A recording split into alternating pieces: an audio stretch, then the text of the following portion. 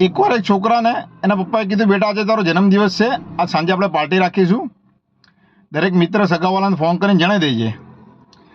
એ છોકરાએ એ પ્રમાણે કર્યું અને સાંજે પાર્ટીનો સમય થઈને જોયું તો 2-4 લોકો જ આવેલા હતા. એટલે એના પપ્પાને નવાઈ લાગી. પપ્પાએ છોકરાને પૂછ્યું, બેટા તે કોઈને ફોન નહોતો કર્યો, જણાવ્યું નહોતું? તો પપ્પા, મેં બધાને જણાવી તો દીધું હતું, પણ આજે પાર્ટી છે એવું નહોતું કીધું. મેં એમ કીધું હતું કે અમે લોકો મોટી મુસીબતમાં છીએ, તકલીફમાં છીએ, અમને પૈસાની ખૂબ જરૂર છે, તમે લોકો સાંજે આવી જજો. એટલે પપ્પા આ લોકો આવ્યા છે, આ લોકો આપણો સાથે છે, આપણો સગાવાલા ખરેખર આ છે, એટલે આપણે આ લોકો જોડે પાર્ટી કરીશું. તમે કંઈ સમજ્યા? આપણા મિત્રો, આપણા સગાવાલા ઘણા બધા હોય છે, પણ આપણે જ્યારે તકલીફમાં હોય ને, અને આપણે તકલીફમાં હોય જ્યારે આપણે સાથે આવીને ઊભા રહે ને, એ જ આપણા સાચા ચાહવાવાળા હોય છે. એ આપણને તકલીફમાં જોવાવાળા નથી હોતા. એટલે એવા લોકોનું હંમેશા આપણે ધ્યાન રાખવું જોઈએ.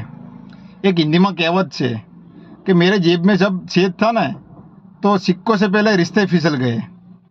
એટલે હંમેશા જે આપણું સારું વિચારવાવાળો હોય ને એનું આપણે પણ એટલું ધ્યાન રાખવું જોઈએ.